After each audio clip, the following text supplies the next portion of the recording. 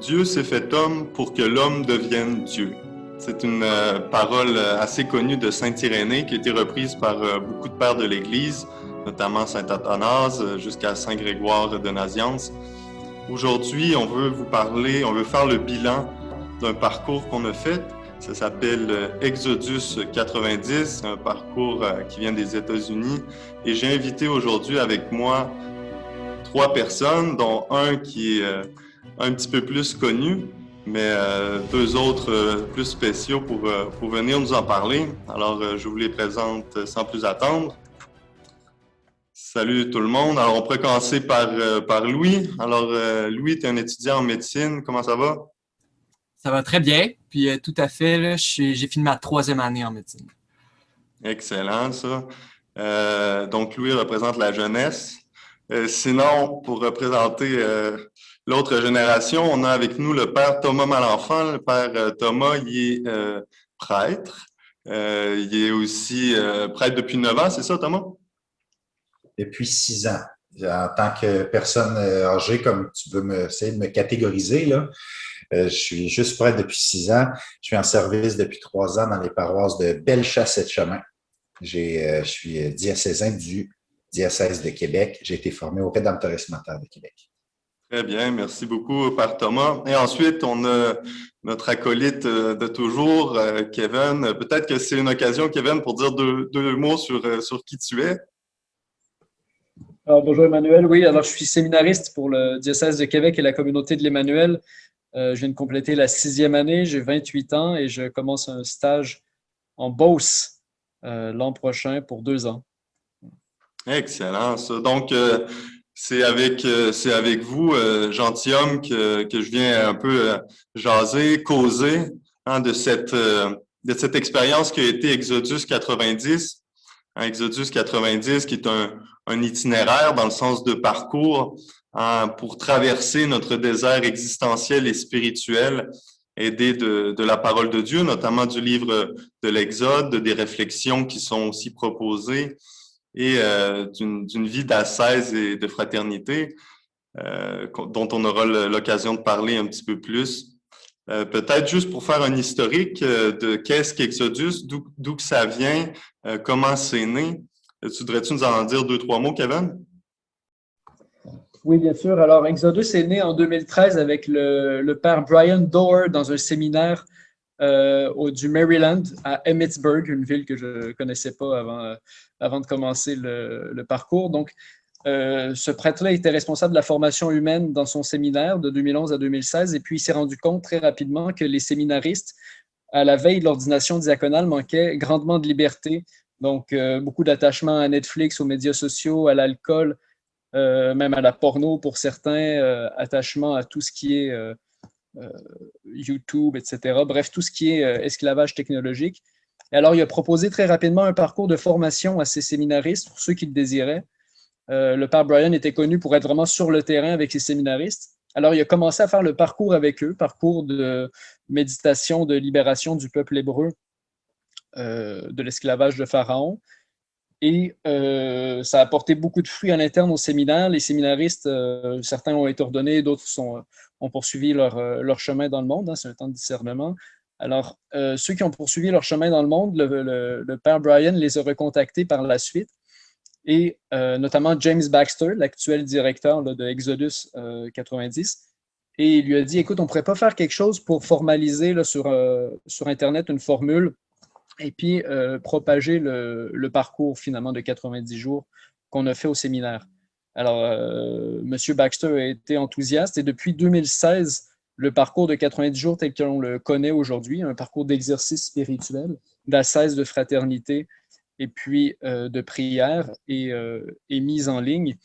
Alors, un an plus tard, il y avait déjà 30 000 personnes qui l'avaient fait dans plus de 60 pays. Là, on l'a fait, nous, juste en fait, pendant le carême et puis ça a un peu débordé pendant le temps pascal. Il y avait 15 000 personnes qui le faisaient en même temps que nous dans le monde. Donc, c'est un parcours finalement qui a pris beaucoup d'expansion très rapidement et qui est un parcours qui est annoncé en anglais pour les Catholic Men, mais qui se fait notamment aussi par des protestants et puis des orthodoxes. Merci Kevin. Alors, on peut peut-être résumer ça en disant que par les mots même d'Exodus, il parle à la fin, là, on ne fait pas de spoiler alert, là, mais pour dire qu'il y a quelque chose comme la feuille de route qui est parlée, la feuille de route du Christ. Ils disent la feuille de route est assez claire, prier quotidiennement, faire des actes ordonnés d'ascèse et vivre la fraternité. Ensuite, c'est intéressant l'idée que ce soit une initiative qui est seulement pour les hommes, pourquoi pas pour les femmes. Père Thomas, est-ce que tu veux nous dire, as-tu une petite idée là-dessus? Bon, je pense que c'est tout simplement par pure provocation. C'est une façon d'attirer l'attention. C'était probablement le département du marketing là, qui leur a inspiré ça. Vous savez à quel point c'est populaire, les choses pour hommes seulement ces temps-ci. Donc, évidemment, vous comprendrez que je blague. C'est beaucoup quelque chose qui fait réagir. Honnêtement, quand j'en parlais autour de moi, c'est la réaction négative que j'avais. On entrera dans le détail des disciplines, là, mais je pouvais dire aux gens que je jeûnais, que je prenais des douches froides, c'était comme « Ah ouais, cool ». Mais quand je disais que c'était un programme, une proposition pour hommes, là, scandale, toute chose nouvelle, c'est comme… Ça valait plus, là. Ça ne fonctionnait plus. Pourquoi? En fait, la première chose qu'il faut comprendre, c'est que le fait qu'il veut, OK? C'est pas que c'est pour homme dans le sens que c'est exclusif. C'est pas que il faut que tu envoies un certificat de naissance de ton gouvernement, parce que de toute façon, nos certificats de naissance, c'est plus une information qui est pertinente, là, mais tu n'as pas à prouver que tu es un homme pour faire Exodus 90. Un groupe de filles veut se le faire, mais qui se le fasse? Ou un groupe mixte, il n'y a rien qui empêche. Mais l'enjeu, c'est que ça a été pensé et construit en pensant à la façon particulière qu'ont les hommes de vivre leur vie spirituelle. La vie spirituelle pour un homme, parce que pour nos auditeurs qui auraient été à l'école dernièrement, je dois rappeler 2-3 principes de base. Le fait qu'il y a une différence entre un homme et une femme. Je sais que si vous avez été à l'école dans les dernières années, c'est quelque chose c'est une de ces évidences qui est remise en question, qui est en train de perdre son évidence pour des raisons très profondes. Mais, je veux dire, ça, c'est pas parce que c'est une menterie qui est répandue qu'elle devient plus vraie. Il y a une différence très profonde entre la façon d'être un homme dans le monde, d'être une femme dans le monde. Il y a une façon très différente aussi de vivre notre vie spirituelle. Et la vie spirituelle des hommes se vit plus, pas exclusivement, mais plus comme un combat dans une dynamique d'opposition, de définition face à des difficultés. Ça ne veut pas dire que ce n'est pas un aspect qui est accessible aux femmes, bien au contraire, c'est un aspect qui est nécessaire pour la vie spirituelle des femmes aussi, mais pour les hommes, c'est une meilleure façon d'entrer dans une dynamique spirituelle. Alors, tout le programme, les textes, la façon que les disciplines sont organisées, la fraternité aussi entre les gars est vécue comme un moyen de passer par cette différence-là pour aider les gars, pour aider les pères de famille aussi. Moi, j'ai eu la joie de faire dans mon groupe, la plupart étaient des pères de famille avec une femme, des enfants, puis je peux vous dire que les femmes de ces messieurs faisaient partie du programme. Hein? Elles étaient les premières à défendre le programme, ces disciplines-là pour les gars, puis elle les encourageait, puis elle le faisait avec lui. C'est pas qu'elle faisait les mêmes choses que lui, mais elles étaient impliquées parce que ça les concernait, parce que plus ton homme devient un homme, un vrai, mais plus toi, comme femme, tu as un homme à côté pour être à deux, pour entrer dans les combats de la famille. Fait que c'est dans ce sens-là, je pense que c'est for men. Oui, excellent. Puis d'ailleurs, je me surprenais moi-même aujourd'hui que j'avais oublié, ou en tout cas, il n'y a pas d'homme marié ici avec nous aujourd'hui. En fait, on On a Louis là, qui est universitaire, sinon on a un prêtre, un séminariste. Moi, je suis un ex-séminariste, fiancé, exilé, tout ce que vous voulez, là, vous pouvez en mettre. Mais dans les faits, je pense que c'est important peut-être de parler de l'expérience des hommes mariés ou de nos amis, de nos frères qui l'ont fait avec nous. Comment, même nous, à la fin, là, dans notre... Là, c'était en fin de semaine dernière, parce que nous, moi et Kevin, on était dans le même groupe.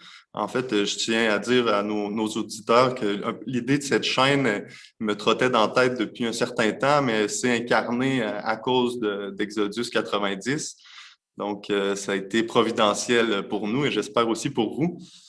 Mais là, justement, notre dernière rencontre, ben, on avait une rencontre beaucoup plus, disons, relax, pour dire ça comme ça. Puis là, on avait les femmes qui arrivaient avec les enfants. C'était un beau moment de communion, même si c'était un moment de communion qui a été vécu en ligne. Mais bon, ben, pour commencer notre moment de partage, dans le fond, c'est en gros ce qu'on veut faire ici, là, pour dresser un bilan, faire cette récapitulation là, que j'ai appelée, non? J'en dirai quelques mots dans la conclusion. Pourquoi j'ai voulu appeler ça de même? Il y a des raisons qui se cachent derrière.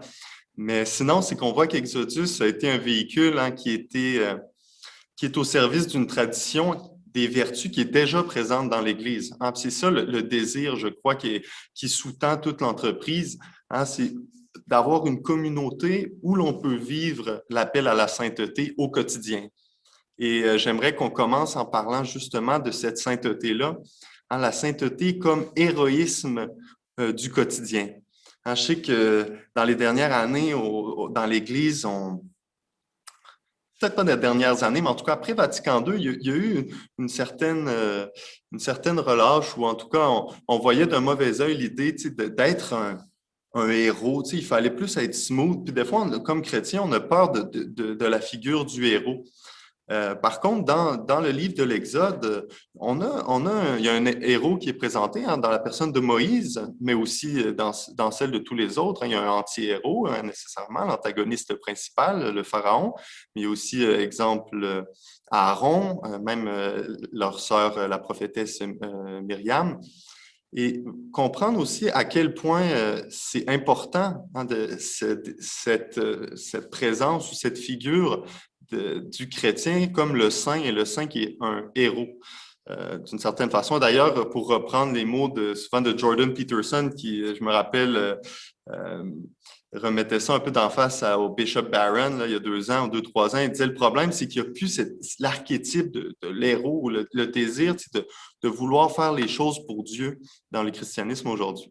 En tout cas, peut-être que Louis, ça tente de commencer, là, peut-être de nous parler. Toi, tu as vécu ça comment? Ou est-ce que tout ce que je suis en train de relater ou de dire en ce moment, ça n'a juste pas rapport, puis tu penses quelque chose d'autre? Qu'est-ce que tu voudrais nous dire? Qu'est-ce qui t'a marqué, toi, dans ce parcours-là? Alors moi, je pourrais commencer en disant pourquoi j'ai commencé ça, parce que moi, il faut savoir qu'étudier en médecine, on commence, puis pendant le premier mois des cours, tous les cours, ils nous félicitent d'être en médecine, puis ils nous disent « Vous allez être les sauveurs, vous allez faire que tous les gens vont être mieux après. » Puis, fait qu'il y a comme un syndrome du sauveur là, qui est comme peut-être présent partout, mais encore plus en médecine, je trouve. Là. Puis ça m'a suivi, puis c'est pas sans conséquence. C'est ça qu'il faut se rappeler, là, c'est que tout le long de mes études, je me dis « OK, il faut que je fasse bien les choses parce que c'est moi après sur qui le monde va compter. » Puis en année, je me suis rendu compte, surtout avec la pandémie, que c'est faux, que c'est profondément faux, que même quand je veux essayer de faire quelque chose de bien, c'est 50% bien, puis finalement, ça tourne en marde. Fait que, qu'est-ce qui m'a emmené à ça? C'est Père Thomas qui l'a dit à notre communauté, parce que nous, on chemine avec les communautés dans le chemin, puis ça m'a vraiment interpellé parce que j'étais vraiment tanné de cette fausseté-là, d'essayer, j'étais comme divisé, puis de me dire, OK, il faut que je sauve tout le monde, mais en même temps, je suis pas capable. Fait que là, il amenait ça comme un chemin de libération. Ça, c'est pour moi, j'ai besoin d'être libéré. Fait que j'ai commencé ça comme ça, puis on pourra en parler plus, j'imagine, là, dans les prochains instants, mais pour dire ce qui m'a le plus marqué, c'est de voir à quel point j'étais pas capable. Puis que c'est normal, puis que c'est bien que je le vois, parce que c'est comme ça que je peux rentrer plus dans mes journées, plus humblement si on veut. Là. Fait que de voir à quel point plus le parcours avançait, plus je me rendais compte que je n'étais pas capable. Puis même les trucs que je pensais que j'étais capable de faire, que je n'étais pas capable non plus de rentrer là-dedans. Fait que, en tout cas, grosso modo, c'est ça qui m'a marqué. J'imagine qu'on va pouvoir plus en parler. Oui, merci Louis. Juste pour nos auditeurs, donc Louis chemine dans une communauté du chemin néocatéchuménal.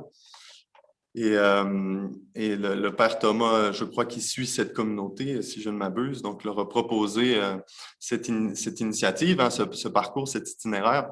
Merci, hein, parce que je trouve que ce que tu viens de dire, ça vient aussi remettre en perspective peut-être là, le personnage du héros comme je le présentais, et j'aime beaucoup voir Moïse. Hein, parce que pourquoi je parle de héros? Souvent, on a une idée peut-être un peu faussée hein, de c'est quoi un héros. Le héros, c'est celui à qui tout réussit. Le héros, c'est celui qui fait des grandes actions et tout ça. Mais initialement, quand j'ai parlé hein, de la sainteté, hein, héroïsme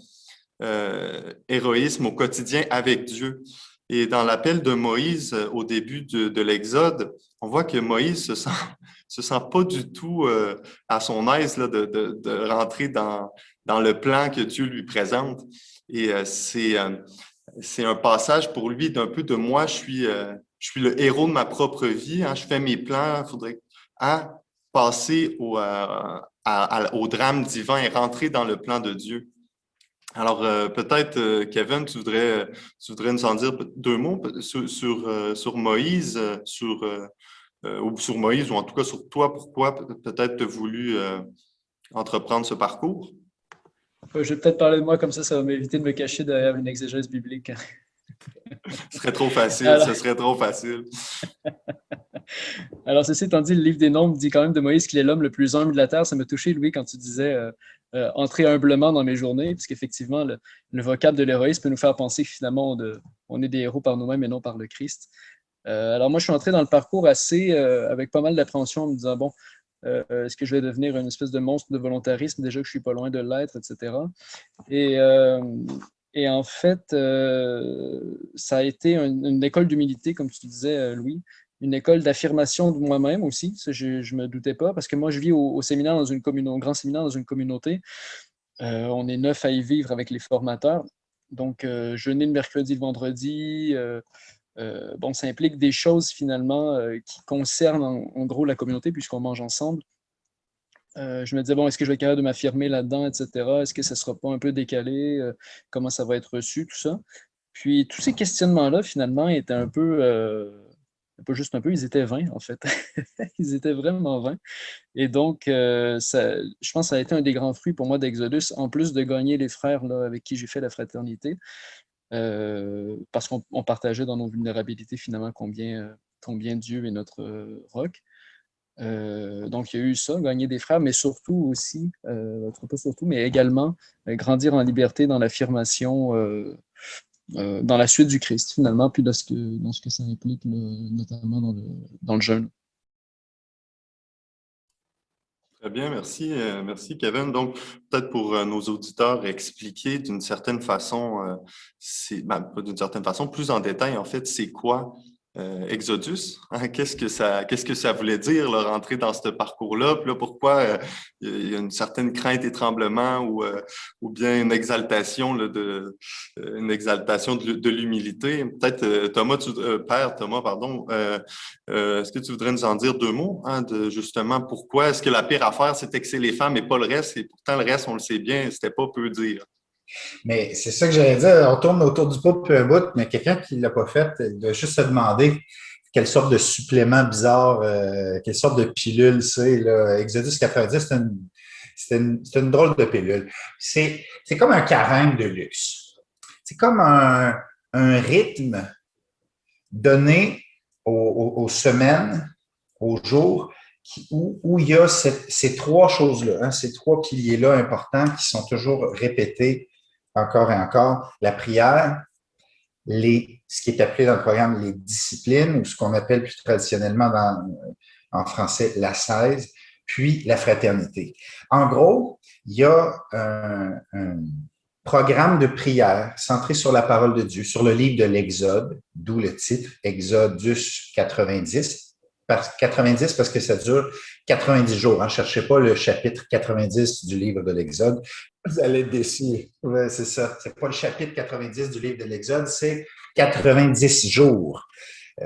Donc, en ce qui me concerne, on a commencé le 4 janvier pour terminer à Pâques, ce qui était vraiment dans notre cas un carême de luxe, mais ce qui est possible à tous les moments de l'année. Louis a commencé un 10 jours plus tard, je crois. Ils ont fini un peu après Pâques. Kevin et Emmanuel, vous avez terminé un peu plus tard. En gros, un temps de prière chaque jour, centré sur la parole de Dieu, avec au moins un 20 minutes de prière silencieuse, d'oraison. Aussitôt que c'est possible, des célébrations aussi, des Eucharisties. On a eu la chance de vivre une messe dans notre groupe, nous autres, une fois, avec les contraintes sanitaires qu'on avait. Ensuite, des disciplines. Qu'est-ce que sont ces disciplines? C'est des 2 jours de jeûne par semaine, les douches à l'eau froide, ne pas manger entre les repas, une coupure net, frais sec de tout ce qui est écran, tout ce qui est distraction, pas de YouTube, pas de film, pas de jeux vidéo, tout ce qui est écran ne doit servir que pour le travail. Téléphone intelligent, la même chose. Pas d'achat compulsif, pas de... Aidez-moi les gars, il y en a une couple. Il n'y avait pas d'alcool, il y avait aussi d'alcool. le sucre. Couper sur le dessert. Exact. Et tout Pas ça... de Pepsi. Pardon? Pas de Pepsi. Pas de Oui, boisson pas de soda. gazeuse. Exercice physique. Exercice physique 3 fois par semaine, intensif. Alors, il y avait des choses qui étaient quotidiennes, mais il y avait quelques-unes de ces disciplines étaient sur la semaine, donc 3 fois par semaine pour l'exercice physique, 2 jours de jeûne dans le sens catholique là, du jeûne là, par semaine. Alors, et ensuite, la fraternité, c'est-à-dire une personne, mon ancre, avec qui je prends contact le plus régulièrement possible. Nous, on était rendus à chaque jour, à la fin, là, un ancre. Celui avec qui on fait un petit check-up, juste un petit contact. Ça peut être un petit coup de téléphone, un texto, 1 fois par jour, c'est extraordinaire. Puis 1 fois par semaine, on se rencontre le groupe. Nous, on était une dizaine. Puis, il y a une rencontre de prière qui est prévue, mais surtout un temps d'échange pour dire au début à quel point on est excité puis que tout va bien. Puis, à partir du 40e jour, à quel point on rush puis qu'on est tous sur le bord de changer de programme puis qu'on capote. Puis vers la fin, comment on prévoit, ça redevient un peu plus facile. Ça n'a peut-être pas été la même chose chez vous, mais à la fin aussi, qu'est-ce qu'on veut garder de ça? Parce que les 90 jours sont là comme un traitement de choc, mais dont on doit garder quelque chose. Et c'est à nous de choisir qu'est-ce qu'on veut garder de ça. Oui, donc merci Thomas. Par Thomas, est-ce que tu voudrais juste nous dire, toi, pourquoi tu as voulu faire ce parcours-là? Deuxième vague. La réponse, c'est deuxième vague. C'est très simple. La proposition m'est venue le 3 janvier et au Québec, le 3 janvier, c'était la deuxième vague, le reconfinement. Et mon premier confinement, c'était très mal passé. J'étais passé d'un surmenage là, dans la paroisse tellement intense que quand ça l'a coupé sec en mars 2020, je me suis retrouvé complètement déstructuré. Complètement. Comme depuis des années, c'était le ministère roulant qui donnait une forme à ma vie, un rythme. Je n'avais pas à en donner une forme à ma vie parce que c'était les contraintes extérieures qui forçaient un cadre à ma vie. Ces contraintes-là, tout d'un coup, se désorganisent. Puis je me suis rendu compte que j'avais plus ce rythme-là. J'avais plus cette structure-là dans ma vie. C'est pas une structure pour une structure, parce qu'une structure, ça peut être une façon d'être contrôlant puis d'être insécure, mais c'était le niveau de structure dont j'ai besoin pour prier puis pour servir, pour sortir de moi, juste une fois de temps en temps, aller voir la température à l'extérieur de mon nombril. Ce rythme-là, je ne l'avais pas. Et le premier confinement de mars 2020 a été c'est ça, un flou total, avec une tristesse qui vient avec ça. Fait après, évidemment, avec le mois d'avril puis mai, le ministère a recommencé. On a une super équipe, on s'est soutenu là-dedans, puis on a recommencé à trouver des façons d'entrer dans le ministère, puis ça a été extraordinaire. Mais quand le deuxième confinement s'est annoncé tout de suite après Noël, la chienne m'a pogné. Ma chienne m'a pogné. Je me suis dit, oh boy, ça va, c'est reparti. J'ai pas envie que ça soit reparti de la même façon que la dernière fois. Et à ce moment-là, j'ai un ami, Chuck, certains de vous le connaissez, qui appelle, puis qui dit, hey, on commence un truc, on est 3 gars, ça te tente-tu? Il me dit ça. J'ai dit, mais-en que ça me tente. Mais-en que ça me tente. Mais-en, ça va m'aider à entrer dans ce temps-là debout. Et c'est ce que ça fait, vraiment. Ça a donné des fruits extraordinaires.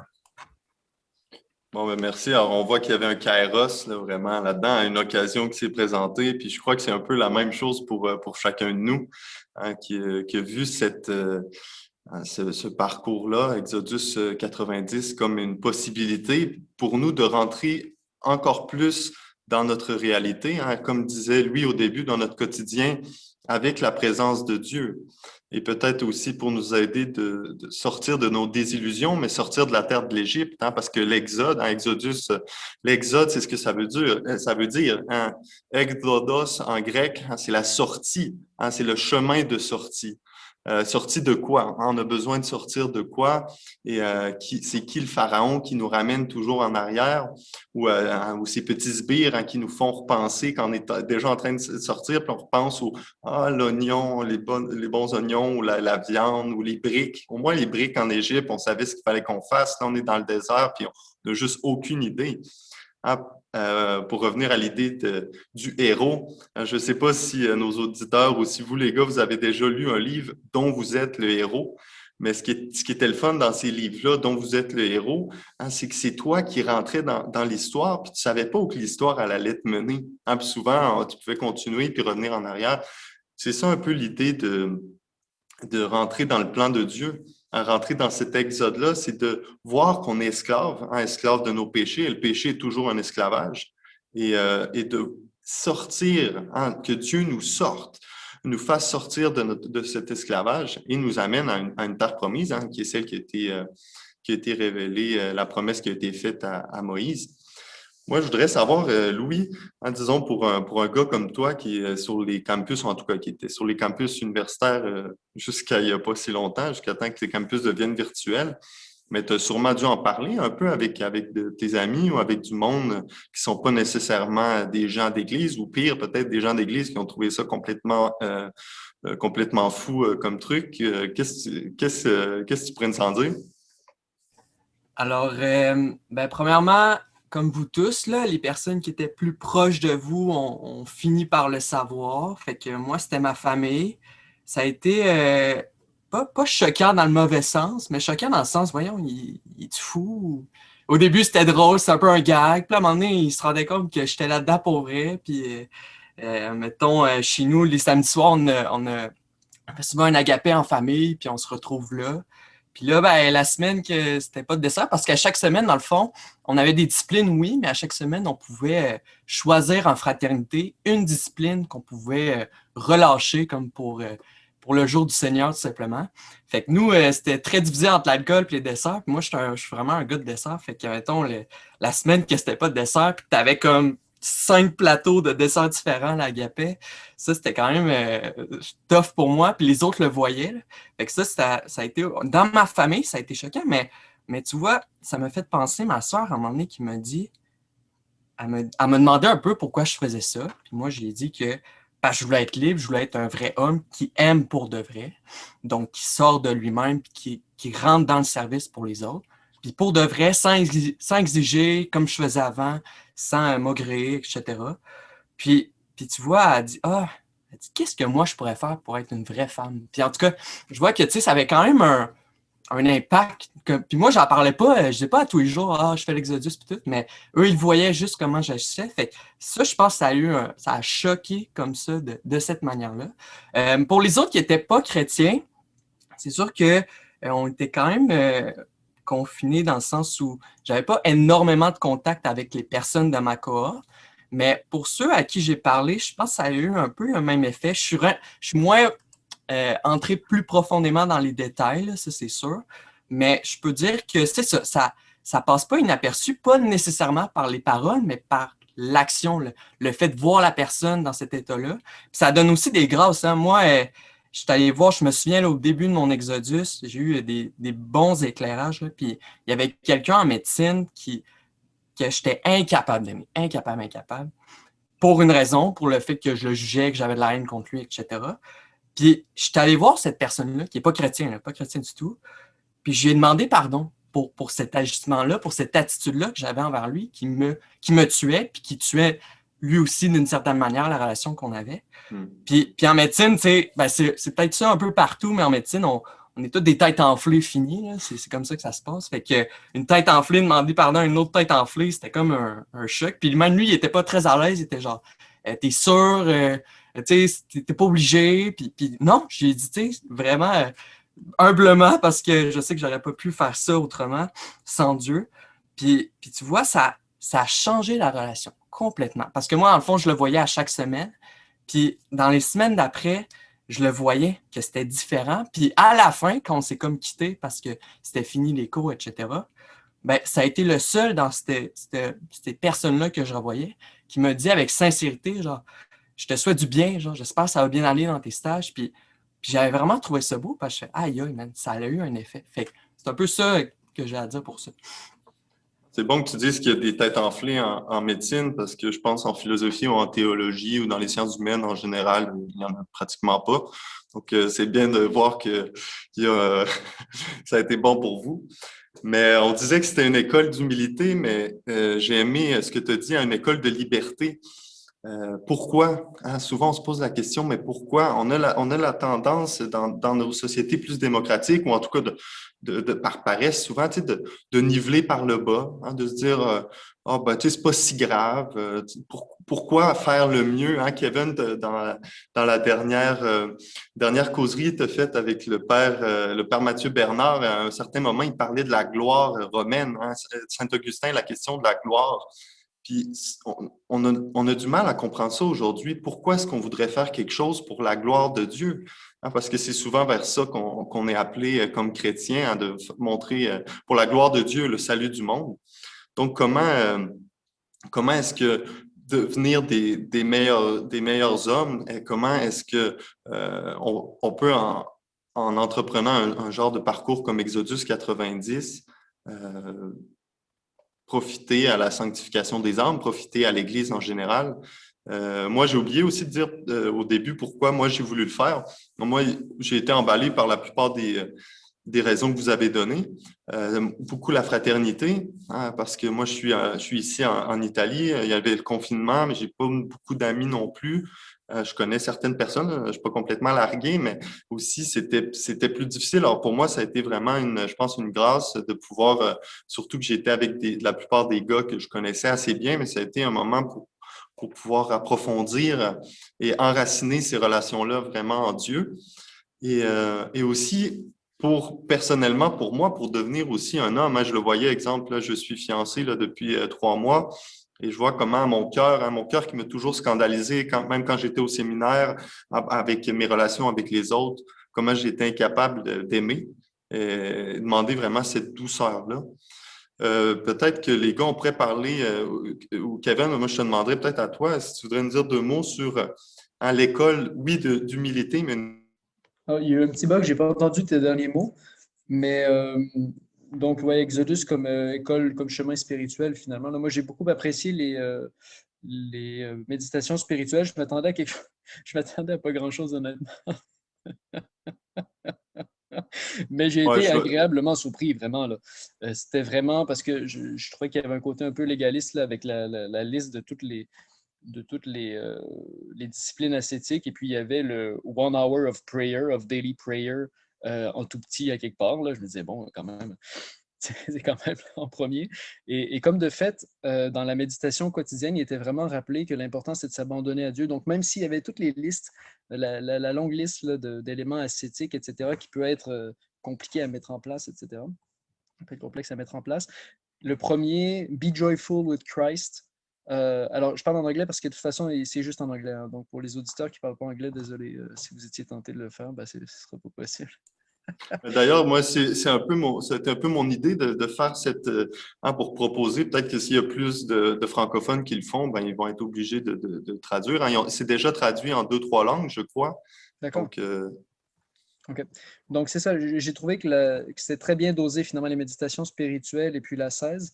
Et même les méditations spirituelles, c'était pas juste développer vos vertus les hommes. On pourrait s'attendre à ça d'une caricature un peu masculiniste. C'était toi, t'en es où avec ta relation avec ton père, en fait? Puis toi, avec tes enfants, parce que la plupart des méditations étaient faites pour hommes mariés, pères de famille. Puis toi, est-ce que tu n'es pas en train de reproduire tes blessures, dans le fond, que tu as eues avec ton père, avec tes fils? Parle à ton Père céleste. Vois avec lui où t'en es. Demande-lui de t'éduquer à la vraie paternité. C'était profond. Là. Moi, je ne m'attendais pas du tout à ce genre de méditation-là. Donc, je rends grâce à Dieu pour cette qualité des méditations. Et puis, voilà. Donc, ça travaille le cœur, forcément. Le prima, c'est vraiment la relation personnelle avec Dieu. Puis ensuite, tout le reste est au service de cette relation personnelle qui donne de sortir d'un égoïsme ou d'une utilisation des autres personnes pour des fins qui peuvent être plus ou moins nobles, vers un don de soi, comme disait Louis. ouais, puis souvent pendant le parcours, on parlait du jour 91. Hein, parce qu'en fait, ce parcours-là se voulait, comme on a dit, hein, se voulait comme un camp d'entraînement, mais pour pouvoir le finir, non seulement pour dire OK, c'est fait, puis cocher la case, mais comme étant un début, là, un début pour rentrer dans une nouvelle vie, pas parce que là, on a passé l'examen, puis on a notre diplôme, mais vraiment comme ce qu'on disait plus tôt, hein, comme cette possibilité maintenant de rentrer dans notre réalité, hein, de voir, ou ne serait-ce que d'avoir les yeux pour voir les esclavages. Hein. Ce que tu disais, Kevin, avec la liste, moi aussi, au début, je trouvais ça un peu bizarre qu'il y ait cette liste, puis là, il fallait les cocher. Puis moi, souvent, je faisais juste toutes les cocher, tu sais, mais bon, je les ai plus ou moins toutes faites. Mais ne serait-ce que d'avoir l'occasion ne serait-ce que de l'occasion de cette liste-là, nous aider à voir, peut-être là, ouais, j'avoue que manger entre les repas, pour moi, c'est une satisfaction, c'est une consolation que je cherche. Le cellulaire, je veux dire, je pense pour tout le monde, là, mais moi, exemple, le cellulaire, perdre son temps à surfer sur les internets et tout ça, c'est terrible. Quand on s'arrête, hein, puis qu'on s'attarde à ça, on voit à quel point on est esclave. Ça, c'est peut-être un problème, c'est-à-dire, si une occasion que nous donne notre vie chrétienne, et c'est une occasion que donne Exodus 90, c'est vraiment de mettre hein, le doigt là où ça va mal, à mettre le doigt sur le bobo. Là. Peut-être on pourrait, parce que là, on parle déjà depuis un bon bout, là. Je ne sais pas si nos auditeurs sont juste complètement, ils nous ont perdus, sont déjà tournés à la maison, mais peut-être qu'on pourrait parler de ce jour 91-là, là, avant de finir. Thomas, toi, disons, dans ton ministère, dans ta vie d'homme, hein, tu es premièrement homme de Dieu, puis dans ton ministère, au service de ta paroisse, de tes fidèles, comment est-ce que tu voyais ça, toi, ce jour 91-là? Comment il a été vécu et comment ça va aujourd'hui? Le jour 91, c'était le jour de Pâques, le jour de la résurrection. Alors, ça, c'est extraordinaire. Mais ce que j'ai gardé, ce que je continue d'ailleurs de garder de ça, c'est un peu ce que tu viens de dire, c'est cet aspect de vérité, ce côté examen qui fait partie de la démarche. Puis le programme est assez bon pour le faire dans cette dynamique-là. C'est-à-dire que l'enjeu, c'est pas de se regarder soi-même. L'enjeu, c'est de mettre ma journée à la lumière, Parce que c'est pas, ça a l'air de se regarder soi-même, ça a l'air d'être de l'auto-auscultation, là, puis de se palper, voir si on est tous là. C'est pas du tout ça. En fait, paradoxalement, c'est un peu le contraire. C'est-à-dire que ça décentre de l'impression que j'ai de moi-même, subjective. Puis ça m'amène à regarder, pour vrai, est-ce que je suis entré dans cette journée-là? Alors, moi, j'ai gardé ce tracking-là. Je ne suis plus sur l'application Exodus 90, mais j'ai gardé un rythme de jours, de semaines et de mois où je note ce qui se passe. Puis je vois émerger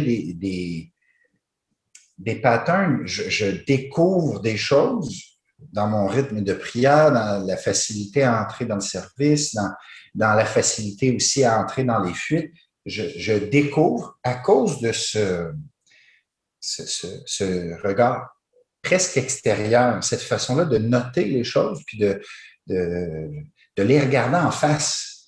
Puis il y a de quoi de libérateur dans cette vérité-là. Le Christ dit, la vérité vous rendra libre. C'est lui la vérité. C'est lui qui rend libre. Mais ce que ça veut dire aussi, c'est qu'à chaque fois qu'on est plus vrai, déjà, on participe un peu plus à cette vérité-là. Être plus vrai, c'est regarder. J'ai fait une semaine terrible. Ça fait 3 jours que je prie une fois sur 2. Fine. Ça, est-ce que ça donne la vie? Non. Mais ça, dans un brouillard flou derrière moi, il n'y a rien à faire avec ça. Mais ça, sur la table, dans ma face, là peut commencer la miséricorde, là peut commencer le Seigneur, prends pitié, puis de prendre des moyens, puis d'en parler à quelqu'un d'autre, d'embarquer. Ça devient possible parce que c'est vrai, parce que c'est cela que je suis. Cette espèce de façon de se situer face à Dieu. Pas de se regarder, mais de se situer face à Dieu. Ça, j'ai gardé ça, puis ça, j'espère pas perdre ça. Quelques disciplines aussi et des morceaux de discipline. Il y a bien des affaires qui étaient quotidiennes puis que j'ai gardées aux semaines. Tu sais, les douches froides, 2 jours, non. Une petite douche froide, 2 jours semaine, commencer la journée, un petit kick, pour pas avoir la couenne qui devient trop douce, là. Ça, j'essaie de garder ça. Bon, ben merci beaucoup, Père Thomas. Louis, est-ce que tu aimerais nous dire, toi, peut-être, là, disons, le jour 91, Pâques, est-ce que ça a été vraiment un passage de la mort à la vie, un passage avec le Christ? Je pense que je reviens là, sur ce que Thomas il disait. Hein, peut-être là, il me semble que Jésus, est-ce qu'on le voit là, dans Exodus? Mais je pense qu'on le voit très bien dans la personne de Moïse, mais aussi dans la personne de Dieu. Et je ne sais pas pour vous, mais on le voit dans le peuple. On le voit dans Pharaon, parce que en fait, le peuple, hein, le peuple qui est adultère, le peuple qui ne veut pas, le peuple qui se plaint, Pharaon qui a le cœur dur, les magiciens, c'est tous des personnages qui sont là et dans lesquels on est appelé de les aimer parce que Dieu aussi est présent. Donc, tu sais, souvent, le Pharaon, on le voit, l'ennemi dans notre vie, hein, comme ce que tu disais tout à l'heure, Louis, l'ennemi, on veut juste le terrasser.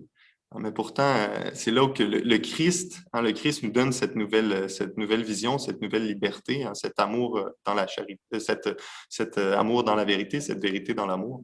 Alors, Louis, qu'est-ce que tu veux nous dire? Je trouve ça bon que tu parles du pharaon parce qu'à un moment donné, moi, le pharaon, toute ma vie, puis là, je suis quand même jeune aussi, là, mais toute ma vie, je voyais comme le méchant, tu sais, le gars là, dans tous les films, là, genre le méchant, puis qui n'a rien à faire avec lui. Puis tout. Mais à un moment donné, il en parlait du pharaon, puis il comparait ça à. C'était pas. Je pense que c'était de l'argile.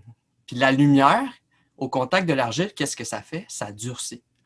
Fait que le pharaon, dans le fond, c'était un peu moi avant, dans le sens où moi, quand j'étais exposé, quand je mettais, comme Thomas il disait, sur la table, tous mes mauvais coups, dans le fond, toutes mes croches que j'essayais de cacher, ben, je me durcissais, puis je voulais pas rentrer là-dedans, puis je voulais pas avouer que c'était mauvais, puis que ça m'amenait à la mort, dans le fond. Fait que, comment j'ai vécu ça le jour 91? Moi, c'est sûr que ça m'a donné, vous l'aviez sûrement déjà avant, mais moi, je ne l'avais pas, ce rythme de prière-là. Je trouvais ça beau. Un de mes frères, là, dans ma fraternité, qui nous a avoué que que lui, il trouvait ça hot parce qu'il pensait qu'après l'Eucharistie, il y a tout le temps une joie immense, OK, du moment, mais il pensait que c'était juste pour l'Eucharistie, puis que c'était juste pour la fin de semaine, puis qu'après, ben, débrouille-toi, fais ce que tu peux pour être joyeux comme ça. Mais il nous a dit, mais non, c'est pas ça. Ça, on est appelé à vivre ça tous les jours. Fait que c'est un peu ça que j'ai vécu à travers Exodus, c'est que cette joie-là, cette simplicité-là, puis cette joie-là de rentrer dans notre journée avec Dieu, dans le service pour les autres, on peut le vivre à tous les jours. Puis au contraire, c'est ça que le Christ il veut. Il veut pas qu'on vive ça une fois par semaine, puis qu'après, ben, ciao bye mon chum, on s'en voit la semaine prochaine. Non, il veut qu'on rentre là-dedans avec lui tous les jours, parce que c'est ça qui rend joyeux, c'est ça qui remplit pour de vrai. Là. Puis je le dis avec sincérité, parce que c'est comme ça que je le vis. Alors, depuis Exodus 91, discipline, je trouve ça bon aussi, comme Thomas il disait, là, des fois quand j'ai plus de misère avec le combat de la chair, tu vois, le jeûne, ça aide, là, ça revigore. Fait que, tu sais, ça m'a comme donné aussi des outils de plus pour m'armer, puis rentrer dans ce combat-là de tous les jours, mais surtout la prière. Ça, c'est quelque chose que j'ai pas lâché, puis que j'avais pas avant, puis que l'Exodus m'a comme donné de prier à chaque jour. C'est jamais parfait, c'est jamais, tu sais, on le vit tous aussi, c'est prier, c'est un peu, tu sors de toi-même, c'est tout le temps un peu ésotérique, là, je sais pas trop comment dire ça, mais ça m'aide parce que en rentrant dans la prière le matin, ben c'est un renoncement de moi que je fais, puis ça m'aide déjà à être plus disposé à rentrer dans ma journée au service des autres parce que je commence à renoncer à moi-même. C'est ma soeur justement qui disait ça. Elle dit, pourquoi le matin, je suis tout le temps fâché? Puis ça, c'était moi avant. Là. Pourquoi le matin, là, ça me prend une heure que faut pas que tu me passes, sinon tu vas avoir une réponse assez sèche. Ben, parce que c'est ça que je me suis rendu compte. Parce que le matin, ben, c'est le moment où il faut que tu décides. Est-ce que je rentre aujourd'hui avec Dieu ou est-ce que je rentre avec moi-même? Puis moi, je faisais le choix tout le temps avec moi-même avant. Puis depuis que je rentre avec la prière, ben, moi, c'est beaucoup plus facile de rentrer en relation avec les autres rapidement le matin. Fait que c'est comme ça que j'ai vécu ça, mon 91. Merci. Puis souvent, je pense que c'est important de le dire, hein, la discipline, la 16 qu'on disait, elle est présente pour nous aider à vraiment incarner, à rendre concrète notre vie chrétienne. Hein, parce que des fois, c'est facile là, de tomber dans un genre d'angélisme, mais là, quand on sort de l'église ou on sort de notre moment de prière, ben là, on est des fous furieux. Hein. Pascal disait qui veut faire l'ange finit par faire la bête, hein, quelque chose de cet ordre-là. Donc, c'est important de voir comment souvent là, des petits actes, là, des petites choses là, minimes, hein, parce qu'il y a des trucs qui sont plus gros. Par exemple, la douche froide. Tu sais, la douche froide, c'est pas facile. S'entraîner, tu sais, vraiment, il y a des gars, tu sais, qui le font et qui sont juste jamais entraînés, tu sais, ça fait pas partie de leur mode de vie. Hein, c'est des choses qui sont plus difficiles, donc qui sont des fois un petit peu plus spectaculaires, mais il y a d'autres choses, tu sais, pas prendre ta petite collation. Hein, ou pas prendre le petit breuvage, je ne sais pas, le sucré entre les repas. Tu sais, ça a l'air stupide, puis c'est anodin. Puis de fait, hein, je pensais à Kevin qui disait qu'il était plus volontaire. Hein, parce qu'il y en a ceux qui sont plus scrupuleux, ben ça les aide à leur donner une malléabilité, hein, une façon de rentrer dans leur journée et d'être plus flexible. Tandis que ceux qui sont nonchalants, ben ça vient leur donner une colonne, une droiture, cette ascèse-là. Donc, pour toi, Kevin, qu'est-ce que cela a été? Comment tu as vécu ça, là, du jour 91, hein, qui a été la semaine dernière, là, le lendemain de l'Ascension? Alors, pour ma part, j'ai pas mal continué, en fait, en bon soldat. Alors, j'ai pas mal continué la discipline, en fait. Il faut dire que c'est ça, la plupart des choses, je les faisais déjà. Comme je suis séminariste, l'heure de prière, je l'avais déjà. L'examen de conscience le soir, évidemment, je l'avais déjà. Donc, il y avait plein de choses que j'avais déjà. Bon, voilà. Mais après, j'ai continué, c'est ça, le jeûne du vendredi, la douche froide aussi qui me fait un grand bien, le sport aussi qui est super pour garder la forme. Et après, moi, ce que je trouve intéressant pour les scrupuleux, c'est les scrupuleux volontaires. Tu vois, là, je change un peu de. C'est que il y a un moment donné où ça craque, là. Il y a un moment donné où ça craque.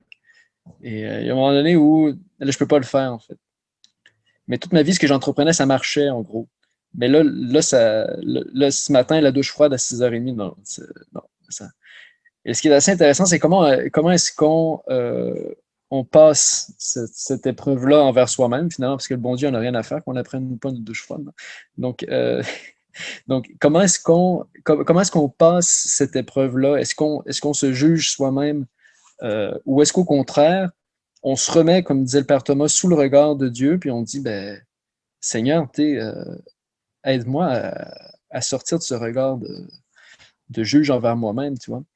Et c'est ce que le père André Louvre, que j'aime bien, bon, un moine français qui est décédé maintenant, appelle l'ascèse de la faiblesse. C'est-à-dire qu'il y a un entraînement pour passer une épreuve et cet entraînement-là, il fonctionne à quelque part quand on l'échoue. Parce que dans la vie chrétienne, l'idée, c'est pas d'être un homme vertueux parfait, c'est d'être un homme miséricordieux et qui fait miséricorde. Alors, voilà, je sais pas si je me suis fait clair, là, mais voilà, c'est ce que je voulais dire. Oui, tu as bien. Oui, oui, c'était très clair. Merci, merci Kevin. Alors, peut-être moi, je pense, le mot de la fin, là, sinon, plus personne va venir écouter nos causeries, là.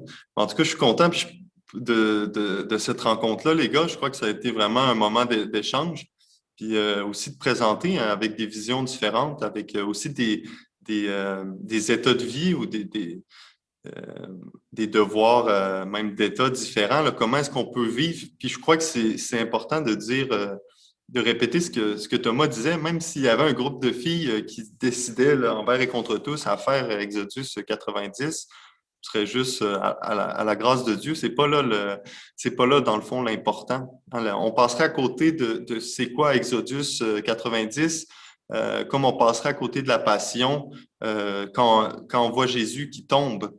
Hein, les trois chutes de Jésus, c'est autant de moments importants pour nous rappeler en fait qui on est. Hein, puis c'est quoi notre nature? L'important, c'est pas de tomber. Comme disait aussi Kevin, l'important, c'est pas de prendre ou de pas prendre la douche, de faire ou de pas faire, mais c'est de se mettre toujours sous l'œil bienveillant, sous l'amour de Dieu.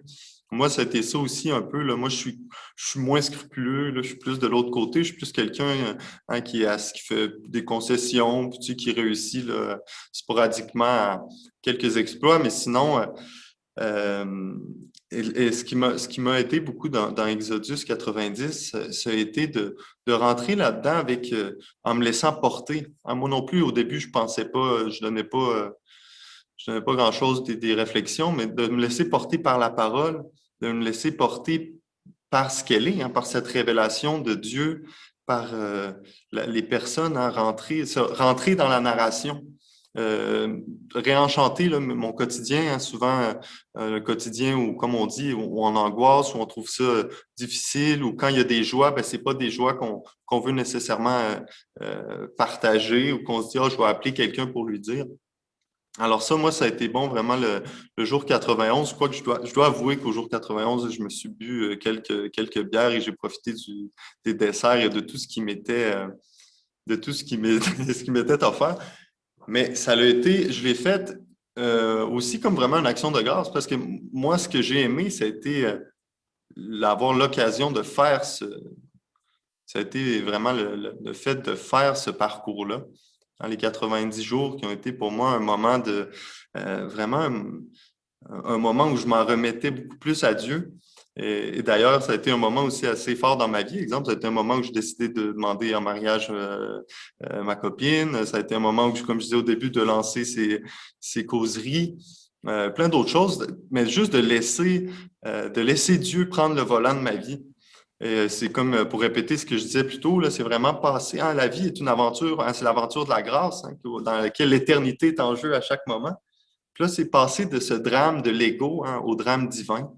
Et je crois que c'est ce que Dieu nous appelle encore aujourd'hui à faire. Hein. Nous aussi, on prend place dans l'histoire du salut. Puis, comme ce que je disais au début, en fond, Exodus 90, c'est un outil hein, qui a été voulu par l'Esprit Saint pour aider les jeunes hommes ou les moins jeunes hommes pour aider tout un chacun à rentrer dans à rentrer dans notre réalité, à apprendre à être libre et à apprendre à se mettre à la suite du Christ.